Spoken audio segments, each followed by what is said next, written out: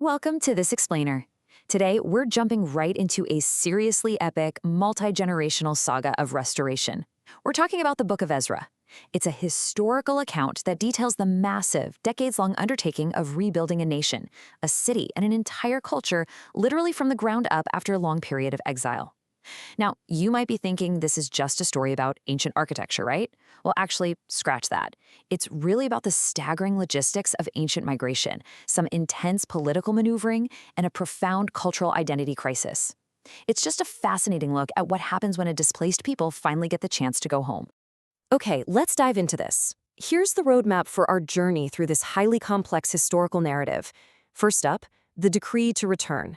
Then, rebuilding the temple foundation. After that, we'll look at the opposition and political intrigue, followed by how the temple is completed. Then we'll follow Ezra's journey to Jerusalem, and finally, we'll unpack the intermarriage crisis. Starting with Part 1, the decree to return. So, our history kicks off with this monumental shift in ancient geopolitics. King Cyrus of Persia issues a groundbreaking decree in his very first year. He's fulfilling a prophecy spoken by Jeremiah, publicly proclaiming his mission to rebuild the temple in Jerusalem. And let me tell you, the response to Cyrus's decree was absolutely massive. A staggering 42,360 exiles packed up their entire lives in Babylon to make this grueling journey back to Judah. To put that into perspective, that was just the main congregation. They had over 7,300 servants and a couple hundred singers coming along too. This wasn't just some small group of pilgrims going on a trip. We're talking about a highly organized, major demographic shift. And this brilliantly illustrates the immense logistical effort required. Moving over 40,000 people takes incredible infrastructure.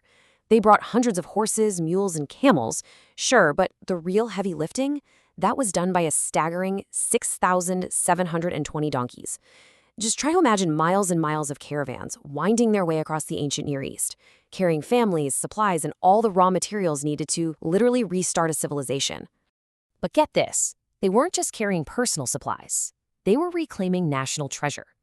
Decades earlier, the Babylonian king Nebuchadnezzar had sacked Jerusalem and stolen all the sacred temple articles.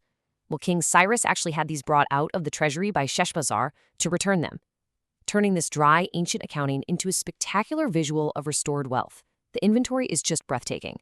We're looking at 5,400 total articles of gold and silver. That includes 30 gold dishes, 1,000 silver dishes, hundreds of matching bowls, and so much more. It was a very tangible, heavy mark of royal endorsement. Moving on to Part 2, rebuilding the temple foundation. Once they actually arrived in Jerusalem, they wasted absolutely no time. Under the leadership of Zerubbabel and Jeshua, they braved their fears of the surrounding peoples and prioritized the most crucial element of their culture, the altar, setting it up right in the 7th month. By the second year of their return, they hit a major milestone, laying the physical foundation of the temple itself. It was this incredible, highly structured procedural celebration. First, the builders lay the foundation. Then, priests take their places in full vestments with trumpets, Levites step up with cymbals, and they all join together in this massive, joyful singing, praising, and giving thanks. But the reaction of the crowd was incredibly complex. It perfectly captured both the deep generational trauma and the triumph of the moment. On one hand, the younger generation shouted for joy because they were finally seeing a temple being built. But on the other hand, many of the older priests, Levites, and family heads, the ones old enough to actually remember the magnificent original temple before it was destroyed, they wept aloud. The text notes that the noise of the joyous shouting and the bitter weeping completely blended together into this massive sound that was heard from miles and miles away. Which brings us to Part 3. Opposition and political intrigue. Because, as you can imagine, that triumphant noise quickly attracted unwanted attention. The people surrounding Judah initially offered to help build, but Zerubbabel firmly rejected them.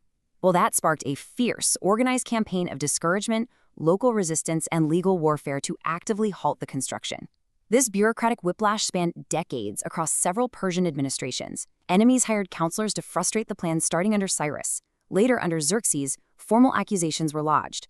Then, during the reign of Artaxerxes, the opposition wrote a highly effective, politically charged letter that completely halted the construction. It wasn't until the reign of King Darius that work finally resumed. Let's look closely at the tactics used in that letter to Artaxerxes. The local commanding officers knew exactly which buttons to push. They didn't argue about religion, no. They argued about money and power. They claimed Jerusalem was a historically rebellious and wicked city. Their ultimate strategic warning was that if the walls were restored, no more taxes, tribute, or duty will be paid, and the royal revenues will suffer. They literally hit the king right in the royal treasury. And wow, the tactic works perfectly. Artaxerxes searches the archives, finds that Jerusalem did indeed have a history of powerful kings and past revolts, and he sends back this devastating reply. Issue an order to these men to stop work. But this wasn't just a polite cease and desist letter. The text states that as soon as the enemies received this, they went immediately to the Jews in Jerusalem and compelled them to stop by force and armed intimidation. The work grinds to a complete, forced halt. Now for part 4. The temple is completed. Years later, under the reign of King Darius, 2 prophets named Haggai and Zechariah boldly encouraged the Jews to restart the building process. Well, this immediately triggered a new investigation by the regional governor Tadenai, who demanded to know who authorized them, prompting a search of the royal archives in Babylon. King Darius finds the original scroll from Cyrus, and his resulting decree was sweeping. So the crucial point is, not only did Darius order the governor not to interfere, he mandated that the royal treasury, meaning the tax revenues of the opposition, must fully pay for the construction. He also demanded daily provisions be given to the priests and added a severe threat. Anyone who altered the edict would literally be impaled on a beam pulled from their own house. No way you argue with that. With full royal backing and funding, construction surged forward, finally reaching a historic milestone. The physical structure of the temple was completely finished on the 3rd day of the month Adar in the 6th year of the reign of King Darius. After decades of starts and stops, joy and weeping, and intense bureaucratic red tape, it was done. The Israelites immediately celebrated with a massive, joyful dedication involving hundreds of sacrifices, right before launching into a huge Passover celebration. The physical building stands complete. The sacrifices have resumed. But this brings us to a really vital transition in our explainer. The temple is built, but what about the people? A building is just stone and timber without a society that adheres to its underlying principles, right? So as we transition into the final act of this narrative, we have to shift our focus from the architecture of the city to the spiritual and cultural architecture of the community itself. That takes us to part 5, Ezra's journey to Jerusalem. Fast forward a few decades, and a new king Artaxerxes is in power. Enter the namesake of our text, Ezra. Ezra was a priest and a dedicated teacher deeply well-versed in the law of Moses. Granted permission to take a new wave of exiles back to Jerusalem, Ezra's mission wasn't about laying bricks. It was about enforcing the law and beautifying the newly built temple. To support this, the king gave Ezra colossal funding, up to 100 talents of silver, massive quantities of wheat, wine, and olive oil, and salt without limit.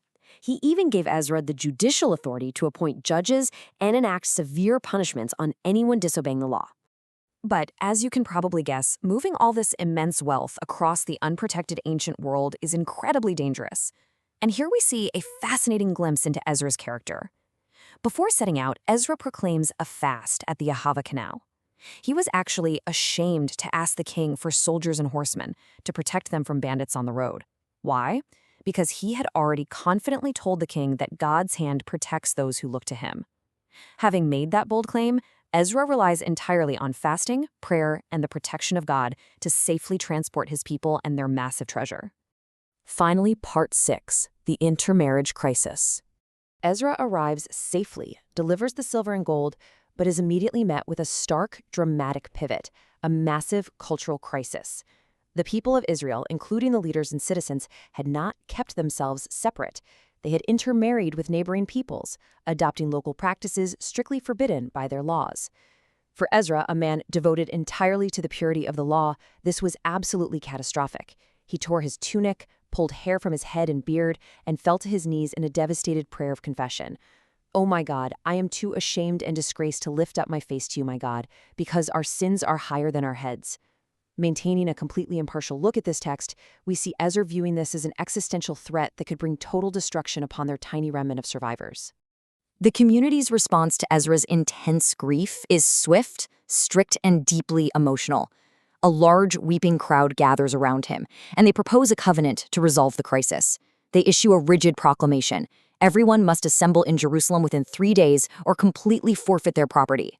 The whole assembly gathers, sitting out in the square, shivering from the distress of the situation and the heavy rain. Because the issue was so widespread, they appoint officials to investigate case by case over several months.